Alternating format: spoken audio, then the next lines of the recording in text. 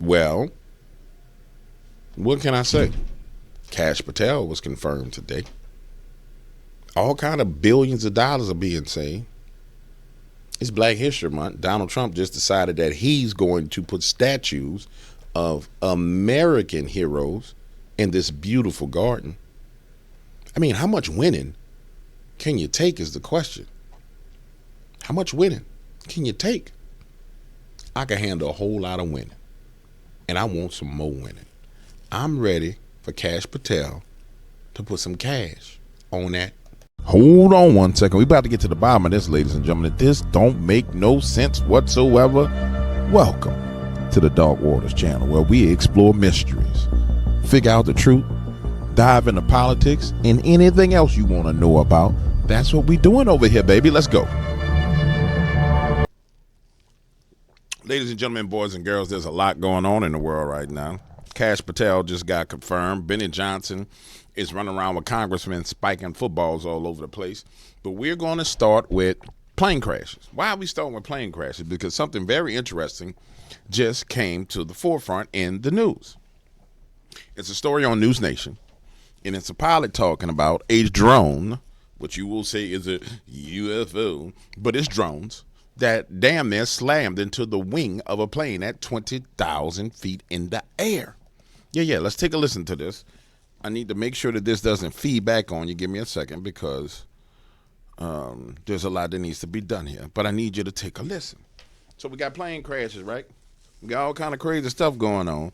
And here we go. What you're about to hear is the voices of the pilot and air traffic controllers, and it's set to computer animation. Take a look.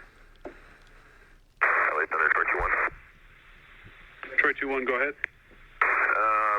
It's not weird, but I just had something pass underneath my wing, maybe like a football-sized object right underneath our wing. Troy 2-1, Roger. Do you think it was a drone, or? I have no idea. I got my sensor operator looking for it on the camera right now.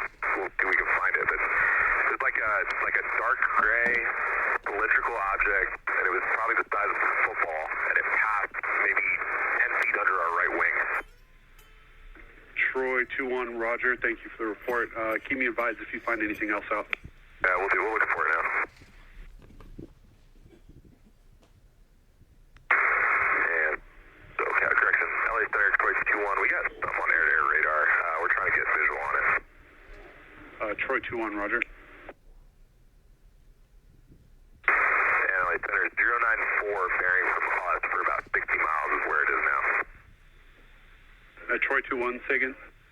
094 bearing from us about 60 miles away is where we're picking it up now. LA 15, Troy 2-1, Roger, thank you. All right, this guy was stopped at 14 for him because we were busy. There was some UFO reported here, but that's all taken care of now, so you don't have to worry about it unless you want to talk to Aaron. It was earlier, but it's gone. I may not have to worry about it, but I am plenty worried about it. This is where I call in Ben Hansen to help me make heads or tails of this. Ben is a former FBI special agent and host of UFO Witness on Discovery Plus. He managed to secure that recording that you just heard because it was not made available to the public. Ben, what is your take? This is a really interesting case. It was actually the air traffic controller who reported it to the National UFO Reporting Center, or NUFORC. So NUFORC is actually cited in the FAA regs as one of the places where pilots can go to make reports. So first, we want to thank the controller for reporting it, and also for the pilots. This was a Homeland Security flight, actually. So they were on, I don't want to say covert, but they were on a mission, probably doing drug interdiction or something like that. And they're flying along and they see this thing. So very experienced pilots. Now this particular aircraft too is a Beechcraft 350C, which they've converted to include a very sensitive and complex radar array. So you see that dome on the top of it. It's actually there to track, drug traffickers and things like that. So when they call this thing in, this is about 2:30 in the afternoon. It's September 17th of last year. It's broad daylight. They got a good look at this thing, cylindrical, dark object that passes underneath their wings so close. So, I mean, obviously you can see there's big problems with that happening. in controlled airspace like they were, and they weren't notified of any air traffic that was supposed to be in the area. So the animation, by the way, it's so realistic, I was caught off guard. Was that sort of made with the help of those who witnessed it so that it's as accurate as it can be? Well, in this case, my team has not spoken with the crew, as you can imagine, because the sensitivity of probably what they were doing on this mission, it wouldn't benefit them to come forward and talk to the public quite yet. We'd encourage it, yes, but this was our rendering of just based on the audio that we had. It's a guess, right? That object could have gone underneath from left to right, forward to back. We don't know, but we do know their description is pretty exact. I'm also sort of gobsmacked by 20,000 feet, because I don't think that ground-controlled, unmanned flights can operate at that altitude. Call me crazy. I think at one point they asked if it was a drone. What's the word on the possibility of some kind of a drone activity? So it could be. It'd be very rare, but hobby drones can go up that high. Obviously, military can as well. This occurred near what we call military operations area, but it was not in that airspace. So anyone who was flying something to test a commercial type of drone or something would have had to call in. Now, the other thing that's very interesting about this is you hear them call out what they believe they're tracking this object about 60 miles away, because they've got their own airborne radar. And the pilot calls back to air traffic control, says, we think we have it. Now, debatable whether their radar array could see something this small at 60 miles. But if true, within the 2 minutes when they called back, that would place this object going about Mach 2. Okay, so from them to gain that much distance in that amount of time. So that would absolutely, in my opinion, eliminate any prosaic explanation of a drone or anything of that nature. What I'm going to say about this whole, what they're saying, UFO incident is this. We Stankonians frequent the YouTube channel of DARPA. And what we discovered is that DARPA has put stuff in our households over the past 12 months that they've been working on since 2000, i.e. Artificial intelligence. And so there's nothing to make me think at all that there's a UFO. I'm sorry, at this point in time. This was happening around the same time when we were in the middle of the drones frenzy in New Jersey. If you just, put a linchpin in that. And what came out from the Trump administration was, prior to their own disclosure, was that the U.S. government knows what's going on with these drones. They know exactly who's flying them. They know if they left from a garage. And now we're at a point to where we're getting delayed disclosure about things that happened back then. And I believe it's targeted delayed disclosure. And I'm 100% in belief that this is U.S. government technology. I hate to shoot you, the UFOers, but I said when we were dealing with the drones that the field of UFOology was being destroyed by what was going on. And people invested their entire lives into that field, and it was being decimated by a bunch of drones flying around in the air. And the drones look like planes, the drones look like little orbs, they move extremely fast. And they've disclosed to you that they were drones, not aliens, drones. And so everything that he just said about the speed of it is literally in line with what we saw in the skies at that point in time, which were disclosed as drones. Now, there's thoughts that it was a cover-up of an alien invasion, but I submit to you the only thing where someone saw something that was anything like an alien was in Las Vegas. And that's still up for debate. And the amazing thing about the Las Vegas alien landing was it hit the news and went away. So it wasn't impactful enough to stay in the news for more than, I would say, a week. It may have stayed there 2 weeks. Because quite frankly, there's so many events going on in the world that people don't give a damn about UFOs. They don't give a damn about aliens. That's one of the things you learn from coming from a cryptid, paranormal background. The average person don't give a damn about none of that. There are time periods where it tries to force itself into the mass consciousness of the people, but they're trying to pay their bills. They ain't got time to worry about no UFOs. If that UFO ain't landing in their house, if the alien ain't walking through their front door holding a bucket of KFC chicken, they don't give a damn. But I wanted to start off with that because I thought it was interesting that it hit the news. Now I want to go to Kash Patel. Kash Patel gets confirmed, ladies and gentlemen. He is confirmed. Our new FBI director, Kash Patel, is in. And I'm excited about it because I think that we're getting ready to see some motion. And we need motion at this point in time. Everybody's waiting for the slap down of these people. I wanted to see this. Nope, that's going to end up being too copywritten. Everybody's been waiting to see the smackdown of these people. I mean, they have been. And how come what's up with the Black History Month celebration at the White House? I ain't know nothing about that. It is what it is. Everybody's waiting to see the smackdown of these people because we're tired of them. The yeas are 51. The nays are 49. The confirmation is confirmed. Under the previous order, the motion to reconsider is considered made and laid upon the table, and the President will be immediately notified of the Senate's action. The yeas are 50. And there it is. Kash Patel confirmed. Very much so an important day for the United States of America. And now, ladies and gentlemen, I'm excited about what comes down the pipeline. And allow me for a moment to say this. You see, Hollywood has been hanging on by a thread. They really have. And the reason why they've been hanging on is because the Epstein list was not released. And so therefore, the last spell that the American people have been under, which is the spell of celebrity, when that list is released, it breaks. This concept, this idea, this notion that these celebrity idols are so important that they can shift elections, that their opinions matter to everyday lives. And this is not for people like us. We've already reached that point. And it's important to understand you're beyond celebrity. You're like, man, I'm Taylor Swift, whatever. But you got to realize there's people who are divorcing their husbands because their husbands booed Taylor Swift.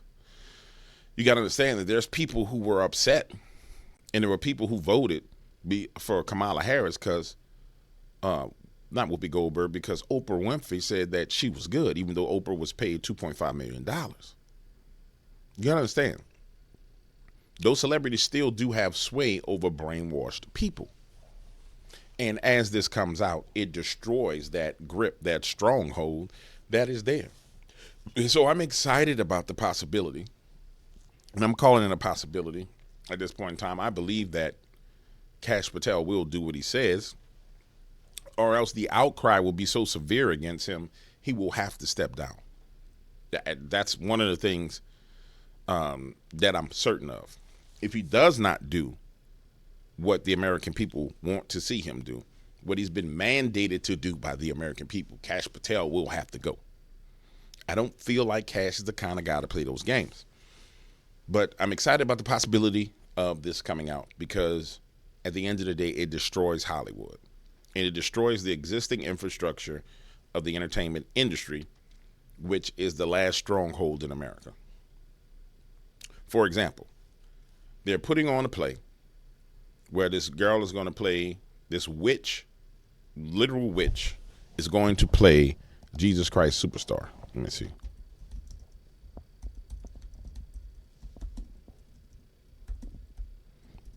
Let me see if it pulls her up. Well, this thing right here is going to play Jesus Christ Superstar. And Stacey is right, says it, and I agree with Stacey. Liberals have chosen a queer black woman to play Jesus Christ Superstar because they haven't learned their lesson yet. Now, I'm going to tell you what disappoints me is that she's so damn dumb and so wicked that she's going to be the downfall of the entire Hollywood. This move is going to bring them down.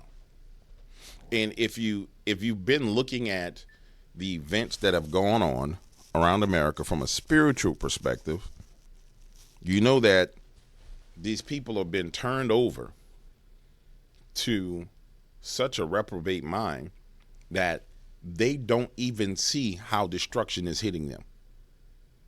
I mean, at every step, bam, bam, bam. Remember, go back. Joe Biden pardoning everybody. Fauci and everybody else asking for pardons. We forget these things because there's so much that happens in the news. But what you're seeing is judgments hitting. And as those judgments hit, it's amazing that they don't get it. Like, look at her. She done shaved the eyebrows to look like a damn alien. But quite frankly, she's a witch. That's why she played the witch. And the judgment is hitting them. And they're so crazy, they don't get it. The bureaucracy in America was judged. That's why there's all these firings. And then they come out and they complain about, oh, I lost my job and my job was to research gender confirming care for cancer patients with blah, blah, blah, blah, blah. Like, what? And you don't get it. They just don't get it. They don't get it. And that's why I'm fine with it. Because if I was to rewind 48 months ago, when they were in control, they didn't give a flying flip. Nope. Didn't care. Didn't care when people were homeless. Didn't care when those people were freezing to death and starving to death. Had the FBI out harassing parents because parents dared to express their opinion about pornographic books being in their child's libraries. I'm sorry, guys. I don't care. I frankly do not care. It is true that many of the people in this room for 4 years failed to cover the fact that Joe Biden was mentally incompetent and was not running the country. It is also true that many people in this room who have used this talking point that Elon is not elected fail to understand how government works. So I'm glad for the opportunity for a brief civics lesson. A president is elected by the whole American people. He's the only official in the entire government that is elected by the entire nation, right? Judges are appointed, members of Congress are elected at the district or state level, which is one man. And the Constitution, Article 2, has a clause known as the vesting clause, and it says the executive power shall be vested in a president, singular. The whole will of democracy is imbued into the elected president. That president then appoints staff to then impose that democratic will onto the government. The threat to democracy, indeed the existential threat to democracy, is the unelected bureaucracy of lifetime tenured civil servants who believe they answer to no one, who believe they can do whatever they want without consequence, who believe they can set their own agenda no matter what Americans vote for. So Americans vote for radical FBI reform, and FBI agents say they don't want to change. Or Americans vote for radical reform on our energy policies, but EPA bureaucrats say they don't want to change. Or Americans vote to end DEI, racist DEI policies, and lawyers of the Department of Justice say they don't want to change. What President Trump is doing is he is removing federal bureaucrats who are defying democracy by failing to implement his lawful orders, which are the will of the whole American people. That's why you got to love Steve Miller. That's why you got to love Stephen Miller, man. Makes it really, really simple. And the problem with the bureaucracy is this. The bureaucracy is infested with Satanists. I'm just going to keep it real with y'all. It's infested with Satanists. Everybody talks about the Illuminati. The Illuminati, and they think it's just these 12 families of people. Ooh, the Illuminati. No. The bureaucracy is an arm of the Illuminati. And you think they put a whole bunch of good old Bible-thumping Christians in their bureaucracy? No. Put a whole bunch of rank devil demons in there. And you've seen it. You've seen it. With the PDFs all over the place. Just open up files everywhere. PDF files opening on this computer. PDF files opening in this house. PDF files everywhere in garages. In Wayfair cabinets. You see it. And see, the trick is that the media is trying to pull is to make you feel sorry for everybody. Now, don't get me wrong. Some people in the bureaucracy aren't bad.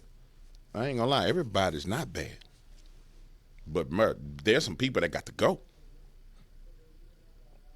They got to go. And for those good people, the Lord got their back, they'll be all right. The guy before you, who can be against you, is all I can say. But no, this got to stop. I mean, and it's got to come to a screeching halt. And we're watching and we're witnessing it come to a screeching halt right now. I want to hear more of what Miller had to say. I want to hear what led to this. Give me a second. Because, you know, people like to chat about the little small soundbite.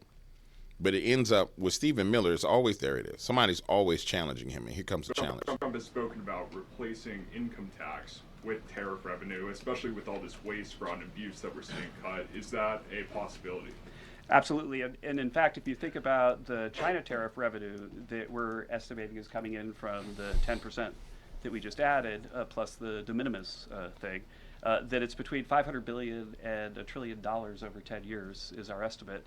And that's something that is outside of the reductions that markets are seeing through the negotiations up on the Hill. And so we expect that the tariff revenue is actually going to make it much easier for Republicans to pass a bill, and that was the president's plan all along. And then I have a question for Stephen Miller about Doge. So you spoke about Doge. You said roughly $50 billion is set to be cut in a year of waste, fraud, and abuse by unelected bureaucrats. We're hearing this ironic narrative from the president's critics and the left-wing media that Elon Musk is an unelected bureaucrat and he's doing all this terrible stuff. This is what so this wasn't a contentious question. Wow. This was a question designed to open up this conversation. Isn't one of Doge's objectives to get rid of the federal bureaucracy, the deep state, and also who was running the White House when Joe Biden was in office? Because I don't know a single person who believes it was Joe Biden. See, this is why you needed to have the new media in the press room. I thought it stemmed from a contentious question. You see, the advantage of having people like this in the press room where they will ask questions that are open-ended that allow them to dig into things is amazing. I mean, so that's how we got to this point where Stephen Miller gave that hardcore answer. And it's a great thing. We need more of that because this is how the American people actually get educated on what's going on. Yeah, that's awesome. That is awesome. It's awesome. And we need way more of that. Unfortunately, they just took that little clip of it and ran with it.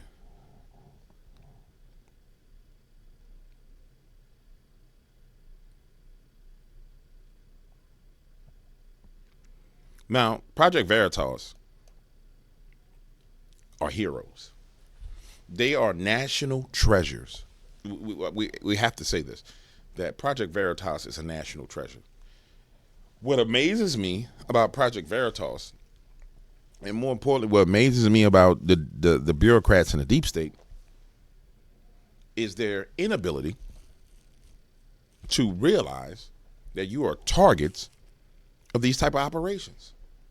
You go have drinks with somebody and you run your entire mouth and say anything and everything. But I'm glad they're that dumb.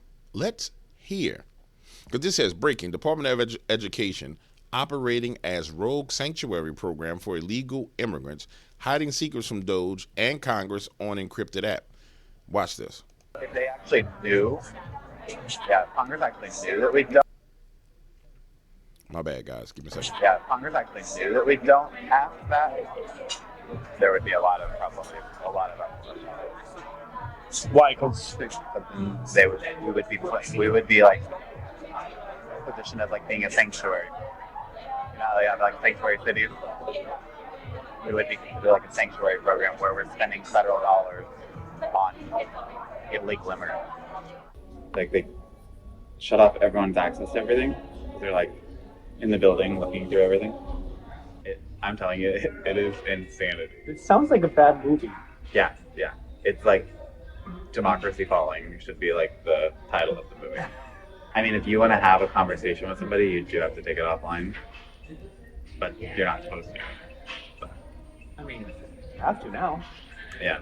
So everybody uses that. It's an app called Signal now. So. And you're all on like video chat, or like. Yeah. So it's just like a text messaging app, basically, like a WhatsApp, but it's encrypted end to end. Nice. So you can do business stuff on there. We're not supposed to, but yeah.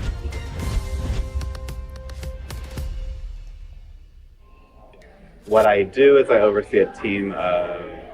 Guys, I don't know if I'm going to be able to play this whole thing because you can hear sexual healing in the background. If I can hear it, the algorithm is going to pick up on it, and it's going to flag it, unfortunately. But it's clear that these people are hiding what they're doing in Signal. He's telling you that basically we've set up a sanctuary city program inside of the Department of Education. And I think the new head of the Department of Education just got confirmed yesterday or today. I don't see this going on much longer, but with the FBI head in place, Travis, brother, you might need to go on and quit. Because, I mean, you screwed. As of right now, you screwed because you got that just outed everybody. 294,000 views on this. I'm pretty sure by now, Travis, you're at the office and you're like, holy crap. You probably done pooped your pants at this point in time, realizing that your loud mouth has gotten everybody in trouble and has exposed everything.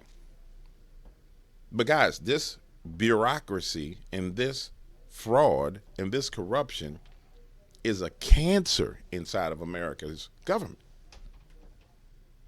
And they're getting chemotherapy. No, they're getting a bunch of Fenbin and ivermectin hitting them.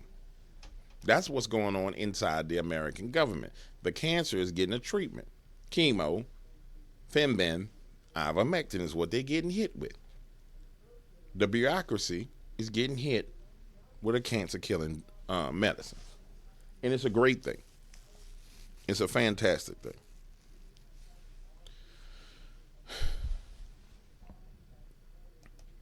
And the most amazing part of it is everything is moving so fast because it has to. I remember when the news cycle started to accelerate. And if you guys remember when we were doing these shows, the cycle started to accelerate right around the time period when the election, right before the election, we went through the assassination attempts. And then it was almost as if time sped up. It's like, shoo. And the news cycle has moved at such an accelerated pace until this point because this is how the deep state has to be taken down. You can't slowly do this. It has to be boom, boom. And you cannot let them get their legs in any way, shape, or form. They can't. Cannot do it.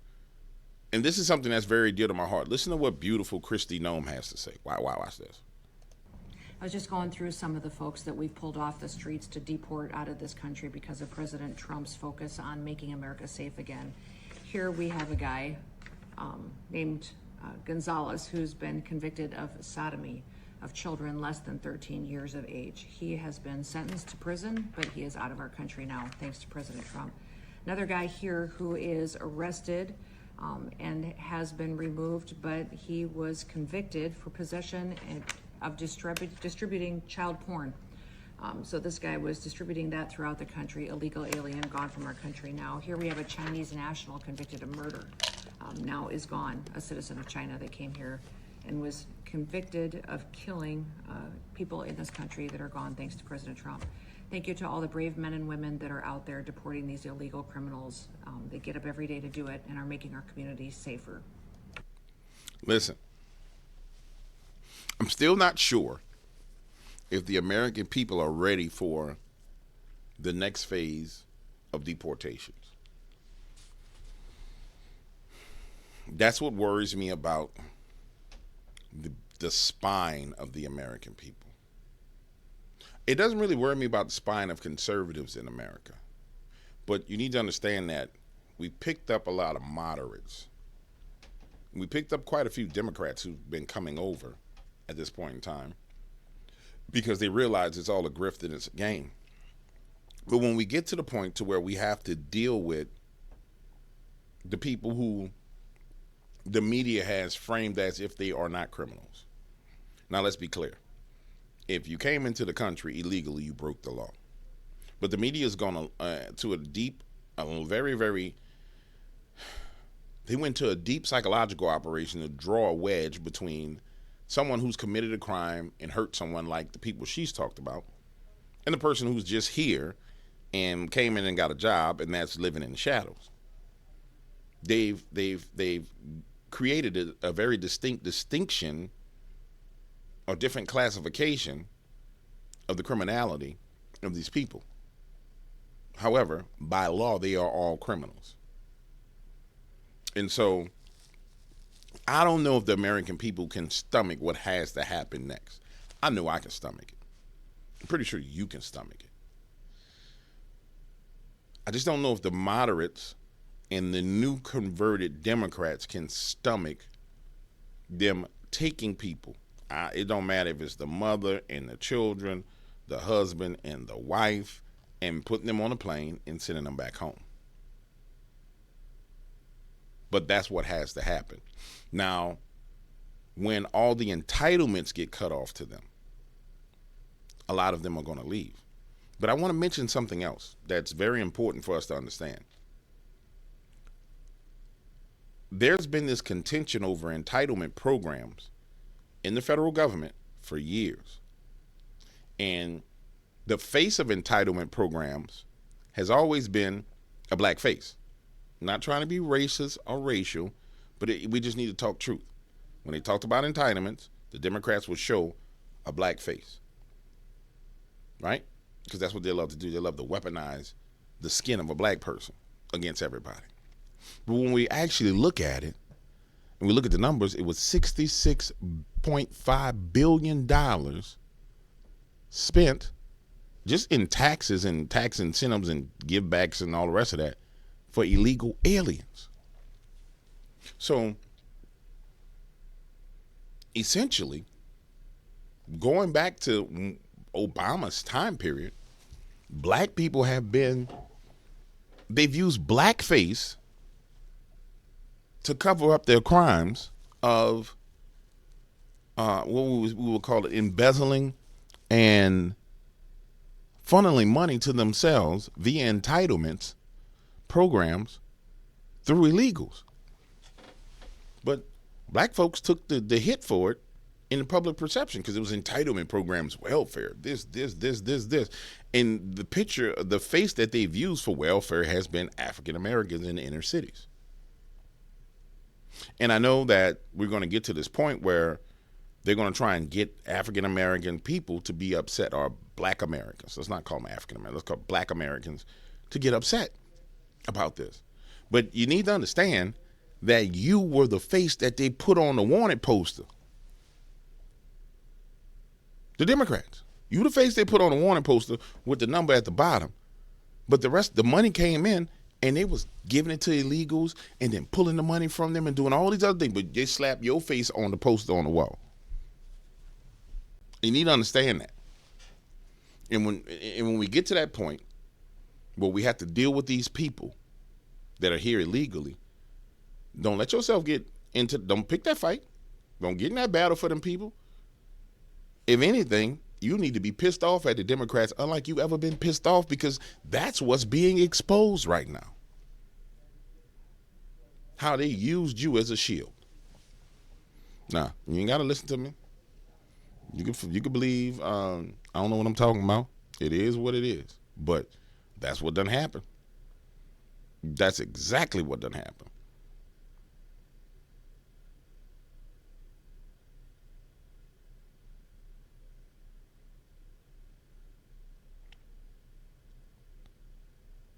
Now, let me tell you something. You see this Hamas thing? When you're running around with baby coffins and parading them around the streets.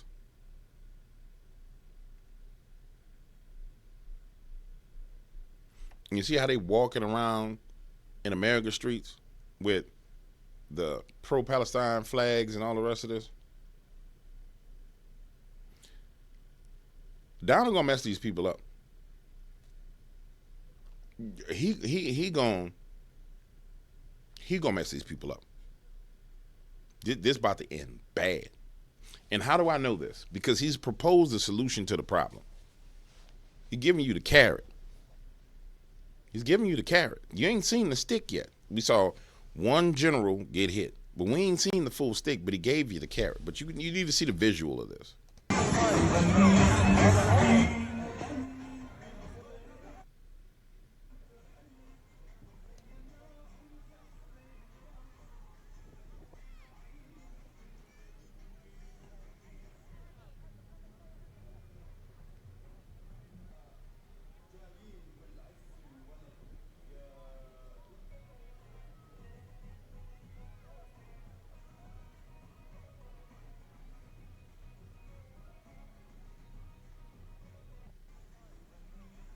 Bruh,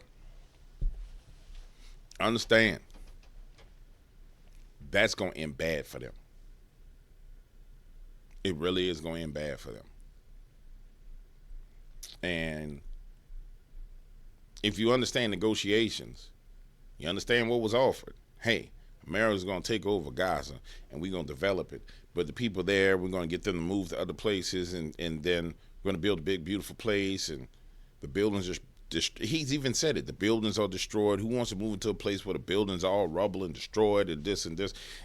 If you translate what he's saying, hey, ain't nothing there. You need to leave while you can. And we're going to give you options of places you can go.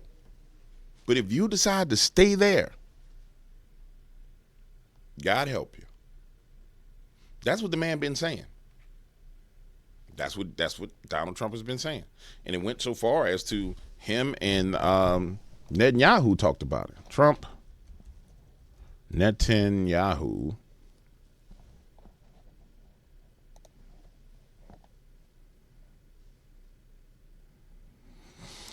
Matter of fact, this is what Gaza look like.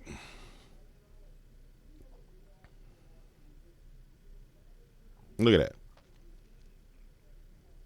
That's what it looks like right now. So when he says, hey, man, we want to put you somewhere else, and we want to come up with a solution to this, and you say, no, I want to stay here. Stay where? In what?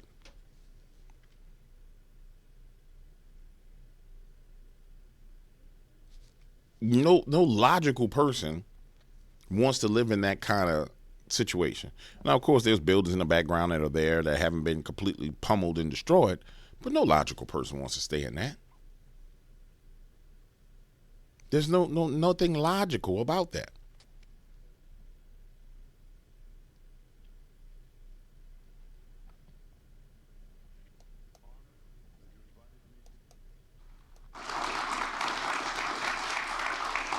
That's why the people of Israel have such enormous respect for you. I'm honored that you invited me to be the first foreign leader to visit the White House in your second term. This is a testament to your friendship and support for the Jewish state and the Jewish people. I've said this before, I'll say it again. You are the greatest friend Israel has ever had in the White House. Now, there's going to be people who sit here and say, well, Donald Trump supporting the Israelis, he's supporting the Jews, and you're going to go crazy, you're going to lose your mind in the comments. You got the right to lose your mind in the comments. I'm sorry, you do what the hell you want to do. But let me make you understand something so you understand it clear. You see, Iran calls Israel little Satan and calls the United States big Satan. Little Satan, big Satan. And their concept and idea is that they're going to destroy both little Satan and big Satan. And if you know anything about Hamas, you know that Hamas is a proxy for Iran. So if you come in my comments, you have the expectation for me to join in with you with the bashing of Jewish people, I'm going to remind you I'm a Christian. And second of all, I'm going to remind you that they consider me a part of Big Satan. They consider your dumb behind a part of Big Satan. And if they had the opportunity to blow a nuclear bomb in any city that we were in at any point in time, they would. Absolutely, they would. So you can run around and not deal in the reality of the situation that we're dealing with all you want. Just don't be mad at me because I'm grounded in the reality of it. I'm firmly grounded in it. And I prefer for that war to stay over there where it is and be done with, and there to be peace. But it was Joe Biden that funneled cash money to Iran. It was Barack Hussein Obama that funneled cash money records to Iran to help them get nuclear weapons. And there's thoughts that they have quite a few, up to 12 already nuclear warheads inside their arsenals that they can use. So, I mean, hey, it's one of those things that it is what it is at this point in time. But I don't want my bloodline cut off over nobody. And anybody who has sense doesn't want to experience that. And damn sure I don't want to see it. So guess what? If we got to bring some funk over there, then the funk got to be brought. You know what I'm saying? That's just, it is what it is. It is what it is. They gonna get dealt with for that, though.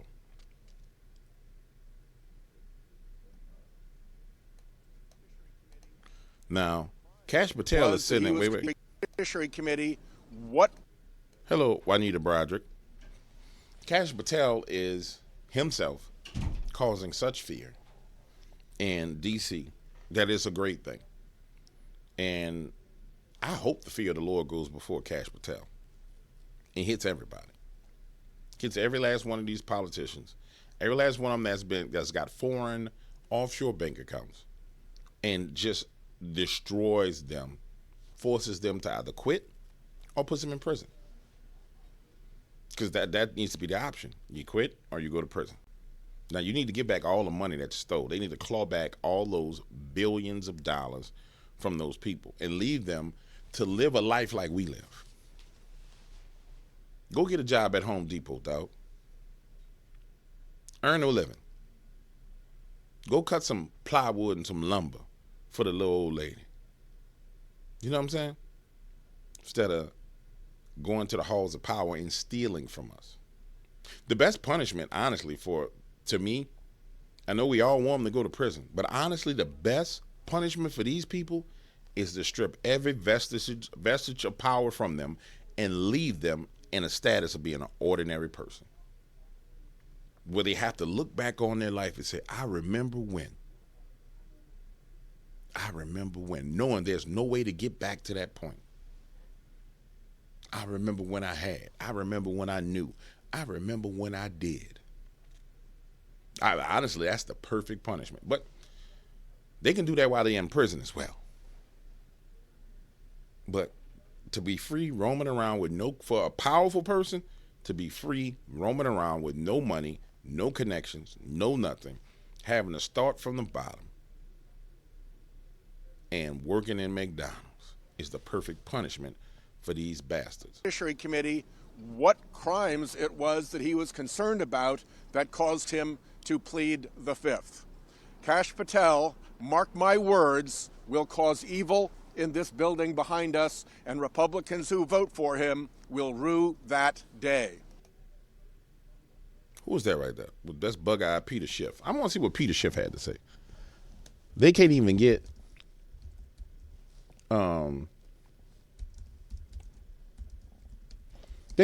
protesters out there anymore. They can't even get their federal work. Let's see what bug-eyed. Now, bug-eyed Peter Schiff is scared. Oh, and they got the big boss to the left of them. This dude right here, that's the big boss. That's the crime mafia boss right there. This is someone who lacks the character to do this job, someone who lacks the integrity to do this job. We know that. Our Republican colleagues know that. The only qualification Kash Patel has to be FBI director is that when everyone else in the first Trump administration said, no, I won't do that, that crosses moral, ethical, and legal lines, Kash Patel said, sign me up. In the first Trump administration, as we are seeing in the second, you rise to the level of your sycophancy, and no one is a bigger or more dangerous sycophant than Kash Patel. This political hack does not deserve to be in this building. He can't do the job. He won't protect the public. He will misuse the resources of the... Why his eyes not all big like they was a couple of years ago? Remember his eyes was all bug-eyed like this? What happened to your eyes, Schiff? What happened to them eyes? Remember he was bug-eyed like this, always talking? Like he was on that dope? Yeah, he look at his eyes ain't all bug-eyed. But see this one right here on the left? That boy right there? That's the mafia boss right there. Yeah, that's the mafia boss. You look at him. Look at him, look at him, and look at him. That one right there, that's the Satan of the group right there. This one of them underbosses. One of them lower spirits. That right there is the boss. Look at him. Look at that chin. Almost like over here, it's almost like the damn bones in his face spiking out like a demon's under his skin. Look at him. Yeah. Bureau, he will weaponize Look at that nose. it against the president's political opponents rather than protecting the safety, the public safety of the American people. You said that there was direct evidence of the fact that Donald Trump colluded with Russia back in 2016. Special counsel Robert Mueller said in his report, quote, the investigation did not establish that members of the Trump campaign conspired or coordinated with the Russian government. Republicans argue that's proof that you used your position on the Intelligence Committee to intentionally mislead Americans, which is why you should not be on that committee. If you read the Mueller report, he makes clear, even in the first few pages of the report, that he states no conclusion on whether Donald Trump and his campaign colluded with the Russians. But see this back when he was bug-eyed Schiff. You see what I'm saying? That's bug-eyed Schiff right there. What he does reveal in his report, what we found in our investigation, is that Donald Trump's campaign manager was sharing internal campaign polling data and their strategy for key battleground states with an agent of Russian intelligence, while that same unit of Russian intelligence was helping the Trump campaign. Oh, boy, you gonna get it. Hold on. This is one of my homeboys from Louisiana. Yeah. Go ahead and tell him what you got to say, Steve. Steve! Hey, Steve. Tell him what you got to say, Steve. But I'm very concerned about what the chairman has done. And that is, and I'll yield in a moment, but he selectively put in a report the names of members of the press, of members of Congress, who he has had political disagreements with. He didn't put the names of everybody else in there. If he's got 3,500 pages of reports of phone records of people he's been... Now, pause. I want to bring something back to you. Remember, they tried to whack Steve. Remember, they took shots at Steve. Pop, pop, pop, pop, pop, pop. They actually hit him. Remember? You forgot that, huh? Forgot. They bust shots on Steve. He was at a baseball game. Bust shots on Steve. Remember? Bro, it's so much stuff coming down. We never found out who took the shots at Steve. It's so much stuff coming down this pipeline that, oh my Lord, people not ready. Been spying on. He won't share all of those people that he's spying on, but he's selectively going to leak out names of members of the press who've written articles maybe that he disagrees with. That's frightening. That would be an abuse of power, but we don't know because the chairman won't share the details of what he's up to, but he did selectively put some of that in a report that wasn't even discussed in the hearings. And so, yes, it raises alarms, it raises concerns, and I would hope we get to the bottom of it. But I'm very concerned about what the chairman has done. You got to understand, guys, the reason why they fought Kash Patel so hard, the reason why I haven't went to the mainstream media to see what they're saying about Kash Patel yet, but I promise you the mainstream media is having a meltdown at this point in time because Kash said that he was going after them. He said it publicly. Pardon me, I got a little bit of belching. He said it publicly that he was going after them. So we're about to start seeing some people get right. Yeah, we're going to see if he gets some get right. I don't know if he's been sworn in yet, but we about to see some people get some get right. But we're going to keep on going over the history of it. He is talking about Kash Patel. Patel, since he was a staffer for Devin Nunes. He is not someone you would ever think of when you think of fidelity, bravery, integrity. There go Bug-Eye Schiff. You see the Not Bug-Eye? when he was a staffer, not when he was in the Trump administration. In fact, the people who speak most damningly of Kash Patel are the people who worked with him in the administration. People like Patel, since he was a staffer for Devin Nunes. He is not someone you... This dude is such a main target. And everyone that was standing up there is such a main target, bro. You know they are in fear. Oh, this may be Cash explaining it right now. Cash, explain it to us. Adam Schiff, the single most person who is responsible for spreading disinformation on Russiagate, saying he had evidence Donald Trump colluded with Russia, saying the intelligence community had all this information, and then going out to the mainstream media and feeding them these lies because they were in bed with him to spread a false narrative for 4 years and bamboozle the world into believing that Russiagate actually happened and Donald Trump conspired with Russia. It was a total falsehood. Adam Schiff knew it at the time. I was running the Russiagate investigation. He was the leader of the minority on the House Intel Committee. Devin Nunes was then chairman. He had access to all the information we had access to. The transcripts are the best example. The 60-some-odd transcripts that I took at depositions of cabinet secretaries, intel officials, DOJ, FBI, Fusion GPS, all the like.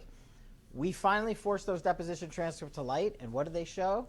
The headline, Adam Schiff knew the entire time there was no factual basis to perpetuate the Russiagate narrative. So when a guy like that issues this tweet, I just think America should pause and say, the King Kong of disinformation is now coming up and saying he's all of a sudden scared that Twitter is going to be the landing ground for disinformation, when you and I have been talking about it rightly so over the last few years. Twitter has been the ground where people spread defamation, where people attack others mercilessly. And Twitter's hypocrisy on who they let on their platform and who they kick out has been on full display for years. They've suspended folks like, obviously, President Trump, Babylon Bee, and all these other journalists who were actually doing fact-based reporting because they had the audacity to say... Yep. That's why old Adam Schiff is afraid, ladies and gentlemen, because he knows, without a doubt, what's coming down the pipeline. He knows what's coming down the pipeline. And quite frankly, this is the issue with the majority of our politicians. Like, they go about lying. They set about telling lies.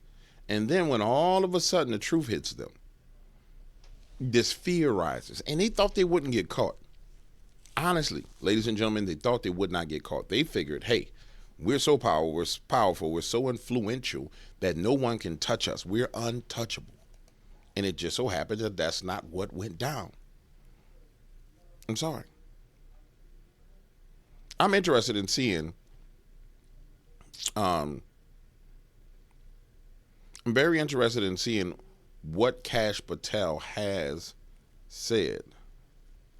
Give me 1 second. Since he's been...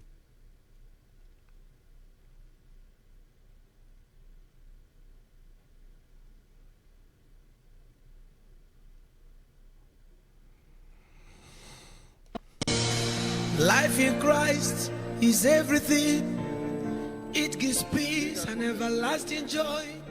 Legião, eu te dou uma ordem agora. Em nome de Jesus. Life is spiritual. I hate that they always got to play music because it just... I don't know if you ever been to a church when somebody actually that was really down on their luck came and turned their life over to the Lord. That's what it looks like. I mean, I've been in church when a guy came in and everybody thought he was robbing the place. Like, straight up. Dreadlocks, homie, smell like weed. I mean, walked in, the guy's preaching. He walks straight in, walks straight to the front, and lays on his face. Money falling out his pocket, and he scared everybody for a moment because everybody's like, oh, man, this dude about to do something. And he just crying. You see, I'm gonna tell you something about God. See, when you get to the point to where God has broken you, nobody don't believe this, but he will, the beauty of him and the terrifying thing about him is he'll stand there and just let you bump your head on the wall and just watch you just boom, boom, boom. Now he gonna tell you, don't do that. That's not a good idea. Don't do it. It's not a good idea. But he ain't gonna violate your free will. So he just sit there and let you bump your head on the wall and endure the pain of one of his children just making bad decisions. But the minute you decide, I had enough, he's about time, boy. About time. It don't mean everything gonna get right immediately, because you done did some stuff that you gotta pay the consequences for. It's amazing how people believe that when they come to Jesus, like he's some genie, like all the things that you put in place and all the consequences you set in motion is just gonna go away. No, there's decisions that you made that have consequences. That's already baked in the pie. You know what I'm saying? It's baked in the pie. But when you start leading you and guiding you and directing you, you might be able to move around some of those things. But some of them things, man, you done baked the cake for yourself. One of them cartoon dynamite cakes. You know what I'm saying? Where you light the candle and it's boom. One of them cakes. I'm sorry. That touched me for a second. And this is the most powerful thing that's going on in America right now. Tell them, Donald. Because it was a culture war. It was a spiritual war. The element, the everything that's going to be happy. People of religion are going to be happy again. And I really believe you can't be happy without religion, without that belief. I really believe it. I just don't see how you can be. So let's bring religion back. Let's bring God back into our lives. Thank you all very much. Thank you very much. Great honor. Thank you. Understand, the greatest victory for America is that one thing, that the Spirit of God has come back into this nation. And honestly, that's why you see these people full on demon manifestations in the street losing their mind. I mean, that's what it is. That's what the election was, honestly. I said this back then when Kamala Harris was running. And remember, Kamala said, at the rally, you're at the wrong rally. Well, let me just bring it back up to you. Kamala Harris, you're at the wrong rally. It was the most pivotal moment in the election right here. I mean, this was the most pivotal moment in the election right here. This was it. Oh, no. This was it. Don't go nowhere. Don't run, Kamala. This was it right here. Oh, you guys are at the wrong rally.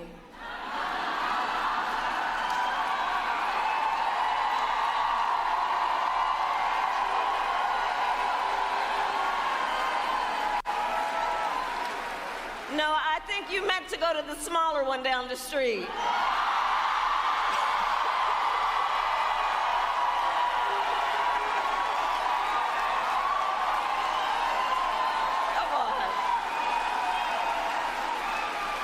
That was the destruction of Kamala Harris. That was the destruction of Kamala Harris because the man said, Jesus Christ is Lord. And that was the destruction of Kamala Harris. That I told you guys, that's when Jesus hit the ballot. I said, ooh, Jesus just hit the ballot officially. And Kamala, I said, ooh, Kamala, you should have never did that. Should have never did it. But guess what? She did. And I'm very thankful she did make that grave error and grave mistake, because I believe it was that grave error and mistake that led us to the point to where we are today. And it made the election of, what the hell is, oh, that's that old Jerry Springer. It made the election of Donald Trump resound in the spirit realm because we had a choice. She publicly displayed, whether she meant to or not, she publicly displayed what she believed. This is somebody I want to touch on real quick. Now, let's talk about the Democratic Party real quick. So the Democratic Party is in such a disarray that they don't have a candidate. You can't run gruesome Gavin Newsom because his whole state burned down. You can't run Kamala Harris because she's talking about this is our optimism. You can't run Kathy Hochul. There's one person they could run in Baltimore, but they ignored that poor brother, unlike anything I've ever seen, and he's a dog in politics. And so all they got left is this caterpillar-faced girl right here. You can't run Stacey Abrams because we just found out Stacey Abrams got $2 billion. She's probably about to go to prison. You got this caterpillar girl. You got Stephen A. Smith, which is insane. And you got Jon Stewart. And they got a bigger problem because all of the donors have ran away from the Democratic Party. So the Democratic Party is in a very touchy situation. Celebrity is about to die when the Epstein list comes out. The altar of Hollywood is going to be crumbled. And so take Jon Stewart out of the equation. That leaves Stephen A. Smith and this girl right here with the caterpillars on eyes. Now let's just keep it real. Jasmine Crockett had the damn nerve to come out today and said, we're not in the business of giving out money. And honestly, I don't know what $5,000 will do. Hold up for a second, wait. America's not in the business of giving out money. While simultaneously we cutting where you was giving $100 million to Afghanistan for condoms. But furthermore, let's just go a little bit deeper, ladies and gentlemen. Let's just take out the shovel. Pop, the little mini shovel, not the long shovel, a little mini shovel. Whoop, whoop, whoop. Dig just a couple little feet, a few feet deeper into this. Nah, we down in the dirt a little bit. Ain't these the same black people that was talking about we need our reparations? We need our reparations. Weren't they all about handouts for illegals? Weren't they defending giving handouts for illegals and preaching reparations just a week ago? This is how in much of a disarray this party is in, that she fixes her mouth to say this. Now, President Trump says he likes the idea of giving some of the savings from Doge back to Americans as kind of a dividend. Would you support that? Listen, he's just telling a lie. He's not the one that had anything to do with the $1,200 refunds that people had during the midst of COVID that was done by a Democratic House and Democratic Senate. Right now, what they're going to do is say, hey, we want to give you a refund, but Congress won't let us because they already know that there's just no money for that. The only reason that those refunds came before was because we were living in different times. This was a time in which hopefully we won't ever go through again. We had a once in a lifetime pandemic. The bad part is that I don't know if it's once in a lifetime because we know that Ebola, unfortunately, was detected right here in New York here recently. And if we continue down this road of getting rid of scientists or deciding that we don't want to rely on experts as I don't like nobody to talk out the side of their mouth like that. They talk like this and keep talking outside. I don't like nobody. Watch. I don't like nobody talking. Let me let her side mouth talking behind finish, first of all. relates to what they're telling us to do, or we don't want to deal with vaccines and medicine in this country. See how she talking about the left side of her mouth? Vaccines and medicine. I don't like nobody talk out the side of their mouth like that. You notice I don't talk out the side of my mouth like that. I talk to you like this. I don't talk. That's good. Sound like a damn Bigfoot in the woods. Then we may be facing not only our next pandemic, but our next 2, 3, or 4 pandemics because of their incompetence. So no, we are not in the business of giving out money. And honestly, I don't know what $5,000 will do for you. Now, President. Did this trick just say they not in the business of giving out money? You see what I mean, man? Do you see what I mean? Do you see what I mean? They just spent a whole year defending giving money to illegal aliens. They're currently fighting right now in New York City, the Democratic Party, because Tom Homan wants to get rid of illegal aliens. This party is dead. Like, if that's what you're going to put on the world stage, to say you're going to run for president, please do. Please put that up there. put the extensions and the weave and everything with it and the caterpillar eyebrows, put it all up there on the stage. That's totally and utterly ridiculous. And here's the craziest thing. If I'm Miss Crockett, and I know that there's a possibility that I'm going to run for president in 3 years, because it starts 3 years from now, none of this stuff is being said. If I'm consulting Miss Crockett, I'm sitting there saying, hey, Jasmine, listen, come here, Jasmine. You do realize this war is lost, right? So what you're going to do is you're going to go on TV and you're going to thank Elon Musk for exposing the fraud. You're going to thank Elon Musk for exposing the racketeering. Because quite frankly, you ain't been around long enough to benefit from it. You knew. And your advantage is the fact that you are new. The one shot you got is, hey, I only been here a year, 2 years. I didn't know all this was going on. I had no clue all this was happening. I'm appalled by this behavior and activity. You can take a stance without attacking your fellow Democrats and without attacking the American people, because you're under the impression that you're attacking Donald Trump and Elon Musk. No. Jasmine, you're attacking the American people, the will of the American people. And you can't attack the will of the American people for 3 years and think that you're going to be president of the United States of America. If you go down this road, Jasmine, it leads to destruction. And the best case scenario for you, Jasmine, is this. It's the best case scenario. That they do another Kamala Harris and they don't hold any kind of caucus for the Democratic Party and just hand it over to you. And you are the nominee for the president of the United States of the Democratic Party. That's the best case scenario. But it's the worst case scenario. Because by then, so many American people have been woken up to the drama, foolishness, and lies. It's almost like just hanging all of that baggage on your back. Do you want that baggage on your back? Well, no, James, I don't. Then listen to me and don't do this, girl. Don't do it. If anything, shut up. Be quiet. Just go quiet.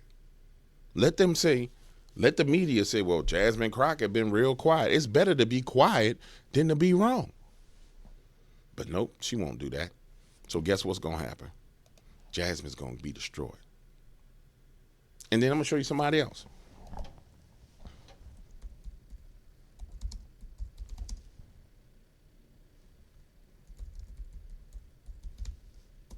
Come on, Stephen A. Smith, address you being president.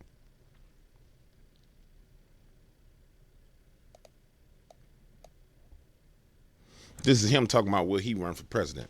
Now, if you guys recall, I told you that Stephen was maneuvering. Now, I had no clue that Stephen was thinking about maneuvering towards being president.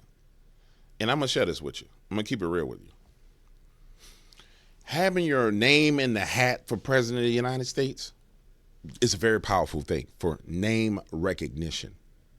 It's like if I just wanted name recognition, I would run for office with no intentions of winning. I would just run. If I really wanted name recognition, I would get in a race, pay the $2,500, buy some signs, knock on some doors, shake some hands, have a conversation with somebody and say, all right, get a poll. All I need is one poll to see how much I'm polling. And then let's just say I'm getting 5%. Then I'll go to the candidate who's the actual winning candidate and say, hey, man, I'm pulling 5% in the polls, and I want to cut a deal with you. Clearly, you're going to win, but your opponent is on your tail, and I'm holding 5%. Maybe, just maybe, I can be in your administration in this capacity. This is what I would like to do. I have no intentions of winning. I have no intentions of running a full campaign. And so what I see with Stephen A. Smith is that's the best option for Stephen A. Smith, to get some inflated name recognition. The problem that Stephen is running into is that your name can't be thrown in the hat at a time like this. It's the worst time for your name to be thrown in the hat. to run for president of the United States. No, Stephen. Terrible idea, Stephen. But he's been angling himself to kind of come towards the middle to be a moderate, not necessarily a Democrat. He's not, if you notice, he went on with Chris Cuomo and all these people. Chris Cuomo came from the Democratic Party and moved over and became kind of a moderate, and he's attacking both sides. So Stephen A. Smith is smart. He moved from his stance as a hardcore Democrat, where he said, I voted for Kamala Harris, and I didn't believe in this Trump. And then he moved to the middle. He switched to the center. It's a very smart move. Problem that he runs into is it still ain't gonna work. Stephen, it's not gonna work. It's not. Now, what will work is Democratic nominee, Republican nominee, a centrist campaign, which would be the third party. If he's popular enough to pull enough votes for a third party, unlike Jill Stein was, then Stephen A. Smith can negotiate something. What it's going to be, we don't know. Jill Stein never got to the point to where she was strong enough to negotiate a damn thing. You understand what I'm saying? Now, is Stephen A. Smith that popular to be a stand-alone candidate for a third party? Does he have the endorsements? Can he possibly get endorsements of basketball players and football players and things of that nature? Or does it backfire on him drastically? In my opinion, it backfires on Stephen A. Smith drastically. It does. And he should leave it alone. To Rachel Maddow or somebody, Chris Cuomo or somebody, I think I got a better chance of being a pundit than a politician. But desperate times call for desperate measures. Somebody who's a centrist, ain't leaning. See what I'm saying? Stephen A. Smith wasn't no damn centrist a month ago. He wasn't a centrist a month ago, 2 months ago. He wasn't, on November 5th, Stephen A. Smith was not a centrist. He wasn't. He became a centrist from November, December, January. He became a centrist in 3 months. That's it. He was not a centrist at all. Far left or right, willing to compromise, keep an open mind, fixated on bringing the country together instead of dividing us, I might entertain it. So I only have two things to say to finish this off. Number one, to Rachel. I'm going to tell you like this, Steve. You need to leave that alone. You need to leave that alone. But hey, quite frankly, run as a Democratic candidate. That's the only place you're going to have the opportunity, you're going to have to do it. And you're going to reap the whirlwind, dog. You're going to reap the whirlwind. You're going to reap the whirlwind. That's all I can say. Because there's no path forward for him. The problem with him being so public, the problem with Stephen A. Smith being so vocal, because we can go back to the Black Lives Matter movement and all the things that Stephen A. Smith said. We can go to the things he said on DEI. You see, his catalog of the things that he said is so devastating to him. I'll do better running for office with a background talking about Bigfoot and Dog Man.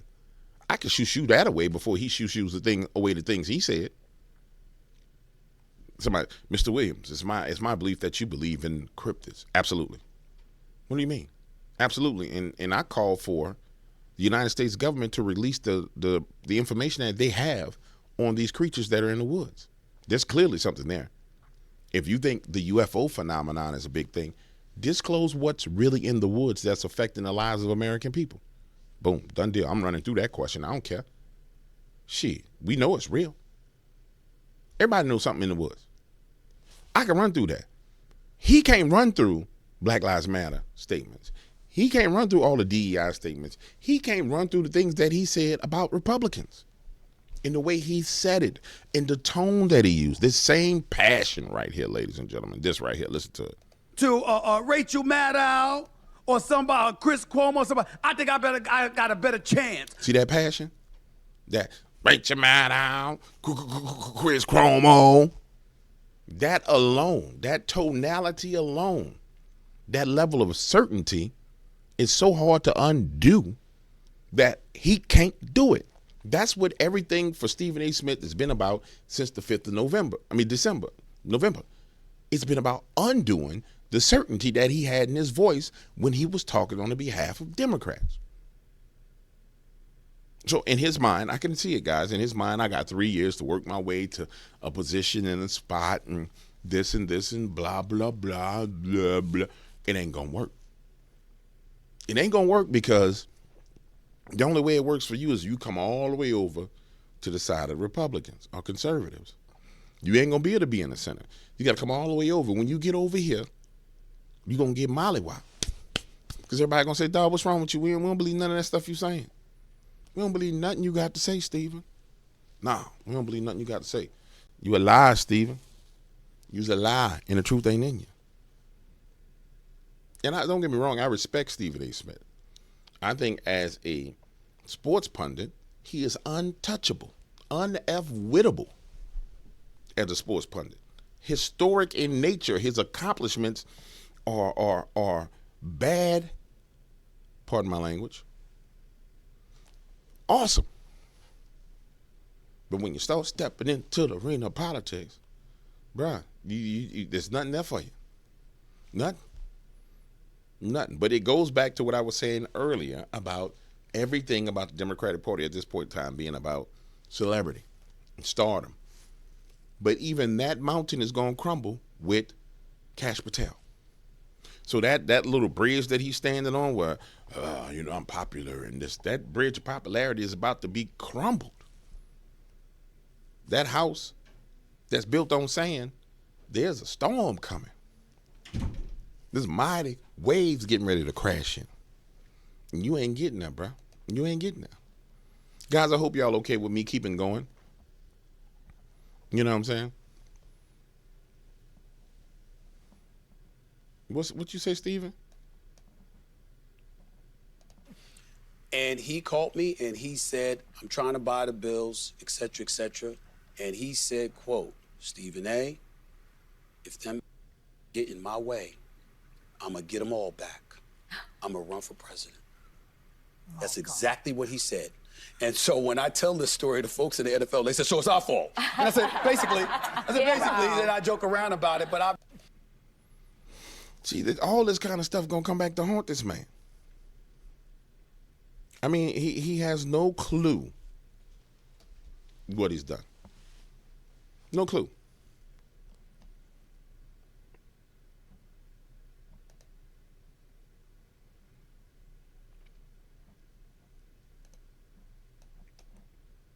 And look, here it is already starting. Watch this. Let me get this on the screen for y'all. Let me make sure there's no audio of him talking. Here we go. Here's Jimmy. When it comes to politics, he don't know his ass from a hole in the ground. He's on that running his goddamn mouth about how he may have to run as a Democrat because there's nothing left of the Democratic Party. There's no talent. Stephen A., are you shitting me? Oh, my goodness. Oh, my goodness. I mean, you say you're friends with Wes Moore and you say you're friends with Josh Shapiro. That's the guy that I'm telling you they should run. Honestly, Wes Moore is the guy that should be ran, but nobody going to give Wes Moore no play. That's the guy. They should have ran Wes Moore instead of Kamala Harris, but they were dumb. When they start talking about the breathtaking talent in the Democratic Party, the only talent they talking about is Wes Moore. Honestly, that's it. I'm going to tell you this, guys. If you see Wes Moore start to march towards presidency and running for president, you got a problem. I'm just going to keep it real with you. You got a problem. That boy there is a dog. But he's still going to get stumped on based on what everybody doing. Wes, if you ever see me talking, Wes, if somebody on Twitter just so happens to go at Wes Moore and matter of fact, somebody do this for me. Go to Twitter, find Wes Moore, go at Wes Moore and give him the timestamp of where I'm talking right now. Wes, listen to me. Wes, you need to lead the Democratic Party. There's no appreciation for a man with your type of talent, skill, ability to articulate, and your background in the Democratic Party. And it's been on display, Wes, thus far. There is no way that Kamala Harris should have been chosen over you. Sorry. You should at least have the opportunity to go on a stage and display your goods. You didn't even get a chance to go on stage and get the shine you should have gotten. You should have been on stage with Gavin Newsom, Kamala Harris, you, and maybe Tulsi. But, RFK Jr. Just from name recognition perspective alone, it would have boosted your name recognition. But guess what? They didn't give you the shot, dog. They didn't give you the shot. You like Barry Sanders in the Democratic Party. All they got to do is give you the ball. Hand me the ball, coach. Hand me the ball. They won't give you the ball. That's equivalent to what the Seattle Seahawks did when they had the Skittle-eating monster on the 1-yard line. And they didn't want to give him the ball. They decided to have Russell Wilson throw the intercept when all they had to do was give it to beast mode. You know what I'm saying is true. You know what I'm saying is true. All they had to do was hand the ball to beast mode. They didn't hand the ball to beast mode. Now, I'm going to keep it real with you. Donald still would have put his foot up your behind. There ain't no doubt about it. Because you wasn't stopping what's coming. But, bruh, at least your name would be ringing in the streets like it's supposed to. And you wouldn't have had to go meet Donald in the hallway like you did. You see what I'm saying? These people did this to you. Switch, dog. Remember on House Party where they was dancing? House Party, switch, get funky. And everybody was dancing. Switch. And it's like, man, stop bumping my table. Stop bumping my table. Remember they was bumping Martin's DJ table? Dog, they bumping your table, dog. Switch. I'm friends with both of them. I think they're really extraordinary, talented people. But I got news for you, dude. That's 6 or 7 other people in the Democratic Party. No, they ain't. Nothing, Jim, no, they ain't. That are just that talented. No, they ain't. You put the beer down. You got 2. So before you start running your fucking mouth off about politics, a topic of which you really don't know anything about, you ought to sit back and think about it and call some people and run it by them. But don't let your political stupidity stand in the way of your outspoken and I think often insightful views when it comes to American sports, of which I think you are an expert at. And if you know Wes and you know Josh, you should call them and run your... Josh Shapiro ain't going nowhere. Josh Shapiro is about to get hit up by Kash Patel on this whole assassination attempt of Donald Trump. We're going to take Josh Shapiro, we're going to take him, we're going to move him out the picture. That's a done deal. You got Wes Moore left. I'm sorry, that's all you got. And let's just keep it real. Jim, that's all you got is Wes Moore. And you passed it. And I'm pretty sure Jim knew this. Jim probably was telling them, hey, we need to look at Wes Moore. We need to look at this. And he was like, nah, we're not doing those guys. We're going with Kamala Harris. We're going with the Kamala Harris and her husband. You don't know anything, Jim Carvell. I'm the Democratic donor, and I have all the money. I'm slobbing at the man. No, you don't know anything. Opinions, Bob, because I know both of them, and they're both smart guys, and they're both very ambitious guys. And the last thing that they're thinking is, if I decide that I want to take the next step in American politics, I'm going to be facing some brutal opposition. And they both know that. And they know it deep down, and they know it well. So, Stephen A., keep up your shit on sports. I enjoy it. I like it. But don't make a fool of yourself anymore in talking about politics. See? Now, I ain't going to lie. Jim Carvell is like Sauron himself in politics. You know what I'm saying? He's literally Sauron. Nobody didn't understand this. I told you guys. New Orleans is White House South. He's Sauron. You know what I'm saying? And Sauron is sitting there telling you, and he's saying a lot more than what you even realize to Stephen A. Smith. What Sauron is telling Stephen A. Smith is, sit your silly behind down and shut up. And this is a shot across the bow. Bow, blocker. Shut up. What he's saying is, I'm Sauron, and if you decide to play this game, I'm going to light you up, Stephen A. Smith. That's what he's saying to Stephen A. Smith.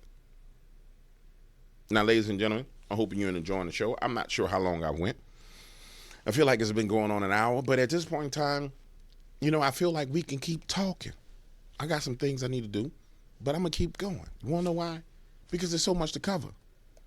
And I wanted to hit on Stephen A. Smith. It's very important that we touch on Stephen A. Smith. What is this? Stephen A. Smith for president, 2028. Smith 28. All I can tell you is that shot that he took across the bow right there is already a deadly shot. And I don't see him coming back from it. I don't see him winning. I don't see anything. I don't know who these dudes is. I wonder if they're trying to say Stephen Smith is good. Let's see something. Abby, I'm all in on Stephen A.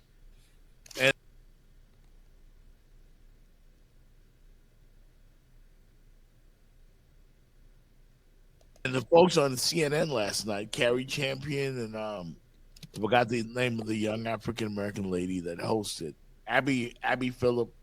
They were all. Bro, you crazy. You crazy. See, this is the problem with the Democrat. You crazy. Anyway, you all in on Stephen A. Smith. All right, run with that. Let's see how that work out for you. Run with it.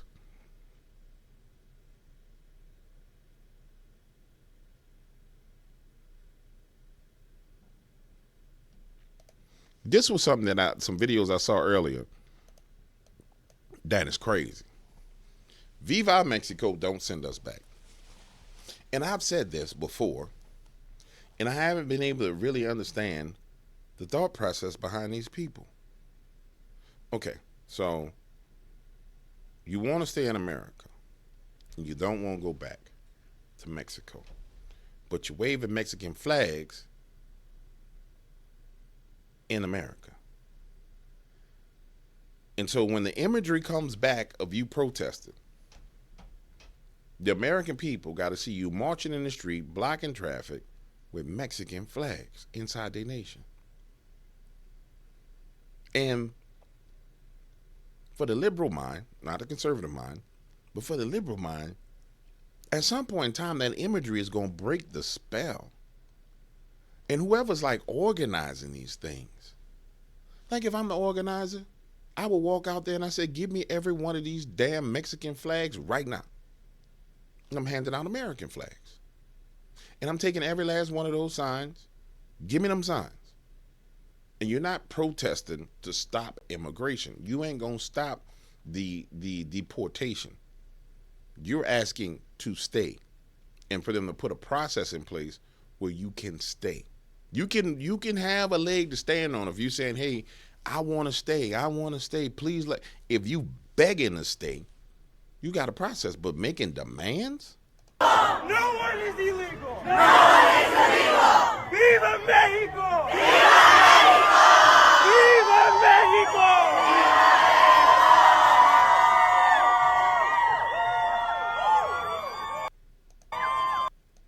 See, that don't make me want to support your cause. That don't make nobody want to support your cause. You know what it makes me think? Hey, man, where is the NSA right now? And how come they're not tracking all these cell phones? And why is not ICE surrounding them with riot shields and with zip ties and bottlenecking them and zip tying them and putting their ass on a plane right now? That's what it makes me think. Just for having the audacity to go into the American streets and act a fool like this. Just think for a second. Pause and think. ICE is deporting people all over America, right? They're going to get criminals. They're going doing raids. They're going to job sites. They're going to all these places. And then in a time period, in a moment when you should have some fear and some concern, you say, nah. Viva Mexico. We ain't going nowhere. Viva Mexico. I got to prove a point to you. You got the game all messed up. I got to show you better than I can tell you. I'm sorry, I got to show you better than I can tell you. You think it's a game. And so that alone would make me, if I was president, say, hey, Get the NSA chief in here. By the way, who did Trump appoint to be the head of the NSA? Because that's something we need to deal with. I'm pretty sure. I wonder if that falls under Pete Hegseth. But I would have to call him in here and say, all right, you come in here, and I want ICE to come in here. I don't want the FBI to come. All y'all come in my office. Sit down. And I'll show them video.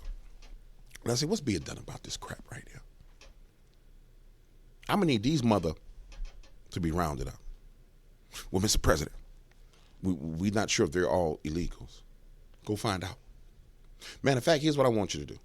I want you to send people in there to infiltrate their movement and find out when they're having their rallies. And I want you to find out where the funding from this is coming from and cut that off. And then I want to find out when they're having their rallies. And I want to find out who's illegal and who's legal. Because some of them people might just be regular American citizens. But if you're illegal when you're at this rally, you're going home. But I want it to be messy. I want y'all to pull up to send a message that we're not having this. You understand? Well, Mr. President, we worry about the optics. Do I look like I give a damn about the optics? Did you not? Did they give a damn about the optics of them busting my head wide open and shooting me in the ear? Did they give a damn about that? No. Anybody give no damn about that? So guess what we gonna do? We ain't about to be concerned about that. Everywhere you go, you presenting Mexican flags in America. Look at this foolishness. Look at this. That is not how you tell people in a nation that you want to rock with them. That is not sending me the message that you down with us. That's sending me the message that you want to occupy. And we're not having that, man. I'm sorry, we can't have that. We cannot have that. And if we stand for that, we got a problem on our hands. Today, I joined U.S. Secretary of Transportation Sean Duffy to announce an investigation into California high-speed rail, which could claw back $4.3 billion in federal funds, assuming a few protesters showed up to support in front of the boondoggle. Amusingly. This ill-fated project is a blight on our landscape and an embarrassment to our state. But it's more than that. It symbolizes the decline of modern California under the current leadership. It showcases political ineptitude on an epic scale. This doomed project represents the failure of planning and governance, of vision and leadership, of transparency and accountability, of competence and common sense that have turned the greatest state in the country into the most popular state to leave. It exemplifies the utter disregard for taxpayer dollars, for property rights, for economic reality, for democratic accountability that have caused our beautiful state to now lead the nation in all the wrong ways. And it captures the small-mindedness of our political leaders who think of themselves as visionaries for plowing ahead with a 20th century project that won't be finished until the 22nd century at best. Yes, the failure of high-speed rail represents all that has gone wrong in California. And that is precisely why this is a very hopeful day. Once we end this project, it'll be a new beginning for California. We are turning the page in this state. A coalition for common sense is ascendant. And President Trump has said there can be no golden age without the golden state. And today we're taking a major step forward towards a golden revival for all Californians. So thank you very much, Mr. Secretary, for your attention to California. And this is, again, if you live in California and they promise you a high-speed railway, you got $4.3 billion and you got nothing, why are you out there protesting? I'm going to tell you something. We need to come to the understanding that Trump derangement syndrome is demonic possession. I'm sorry. Because it flees in the face of all logic. It really does. I mean, it's got to be demonic possession. Watch this. Trump derangement syndrome. Derang, D-E-R-A-N-G.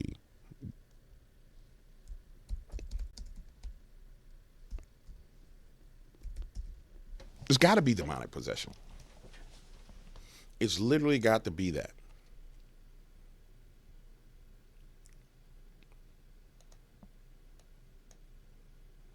It's the only thing that it could be. And the reason why I say that is, if you ever been around somebody who clearly is under the influence of a spirit, first of all the spirits want to do is express themselves, right? They're entities without bodies, so they want expression.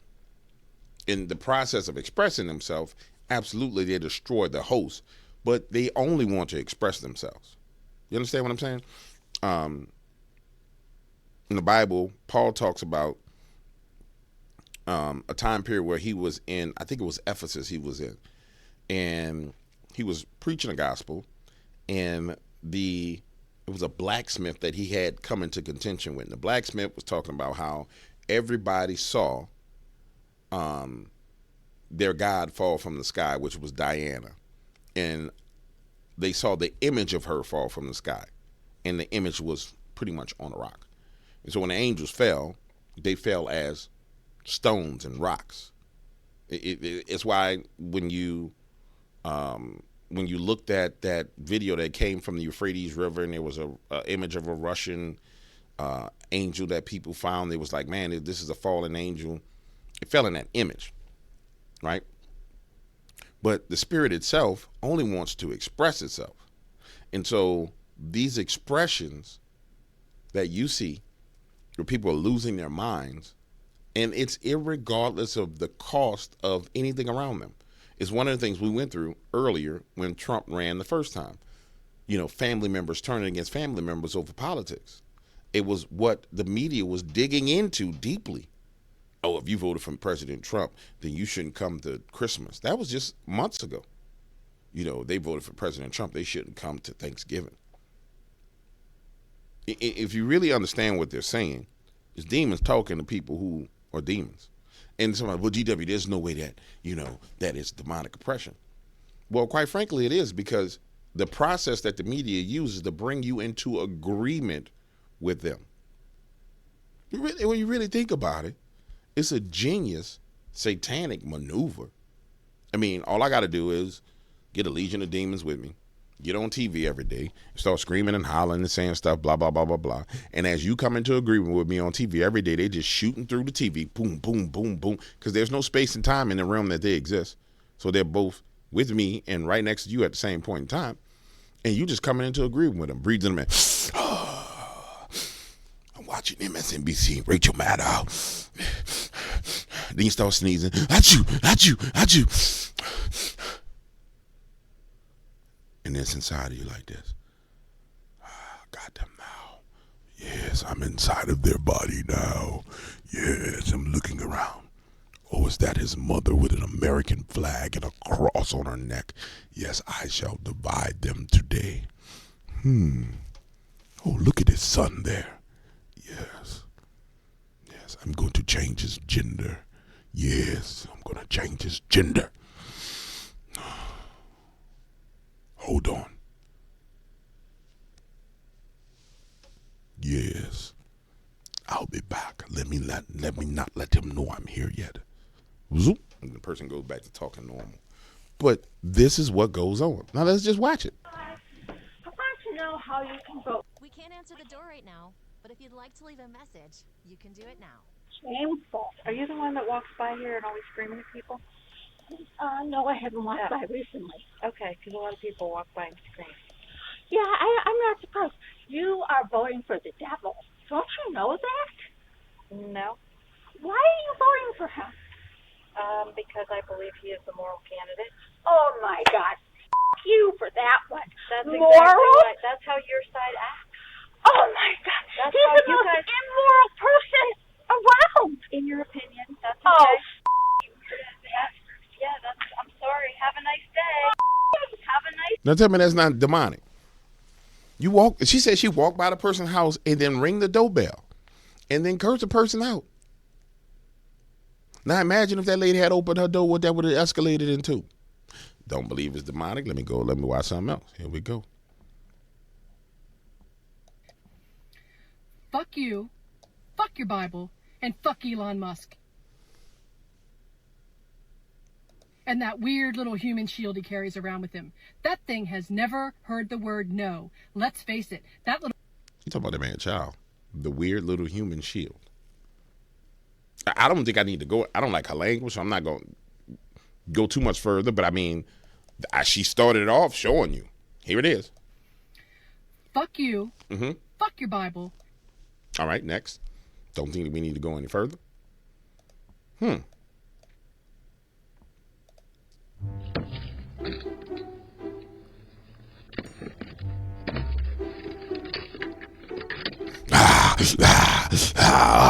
Can't have this sign in my neighborhood.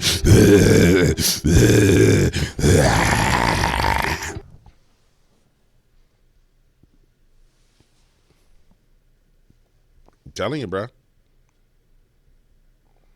Let's go another one. Texted my best friend of 14 years. Literally half of my life. I'm 28. And I asked them who they voted for. They said Donald Trump. And they said, I'm assuming you voted the opposite. And I said, yes. And then my friend texted me and said, will you still be my friend?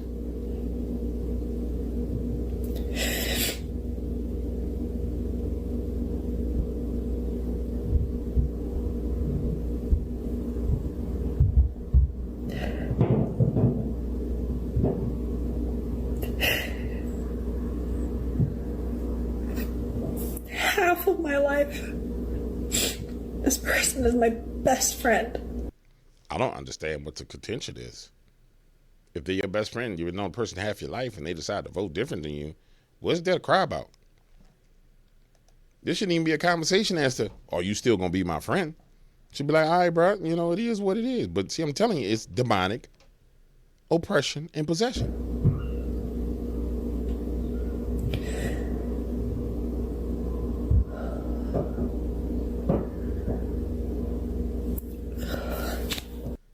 And let me tell you what the media has done to these people. You see, the media intentionally the media literally traumatized them and fractured their minds to the point where these people cannot determine right from wrong. They don't know right from wrong at this point in time. I've experienced this with people close to me, with old business partners. That, oh man, you online talking about Donald Trump, you know, bro, I can't mess with you, bro. I made your wife was going to prison. I made $70,000 for you. You can't talk to me because of who I voted for. You lost your damn mind. Okay, no problem.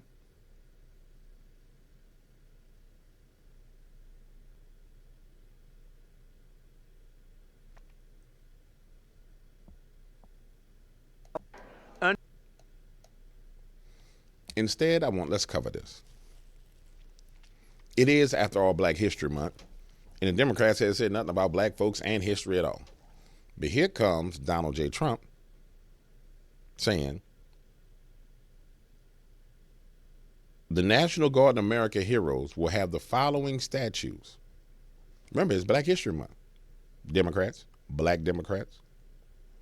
And the Democratic Party been defending illegals. They've been defending the stolen money, sending millions of dollars in condoms to Afghanistan, and countless other things. But here's President Donald Trump. Under the executive order I signed last month, this new beautiful outdoor statue park, it's going to be a statue park. It's going to be unbelievable. We're picking the final sites now. It's between various states that want it very badly. We'll honor hundreds of our greatest Americans to ever live, including countless black Americans, icons. The garden will predominantly feature incredible women like Harriet Tubman, Rosa Parks, Billie Holiday, Aretha Franklin, and Coretta Scott King. And I will showcase extraordinary. It will be something very extraordinary. It's going to be producing, we're going to produce some of the most beautiful works of art in the form of a statue from men like Frederick Douglass, Booker T. Washington, Jackie Robinson, what a great athlete that was, Martin Luther King Jr., Muhammad Ali, he was not a bad athlete. What do you think, Muhammad? Not too bad. And the late Kobe Bryant. People love Kobe Bryant. And we're going to save Tiger Woods for another time. That's all that I can. I'm sorry. During Black History Month, we pay tribute to these heroes and to so many others, but not simply because they're black heroes, but also because they are truly American heroes Yep. who inspire all of us, very much so. Yep. So what has the Democratic Party done to highlight African American History Month or Black American History Month? Not a damn thing. They spent the whole month defending the racketeering, fraud, wasteful spending, and illegal aliens. I think it's perfect to leave it off right here. I think it's perfect to stop right here because that's what they did. I think it's perfect, and I'm going to stop right now. I'm done.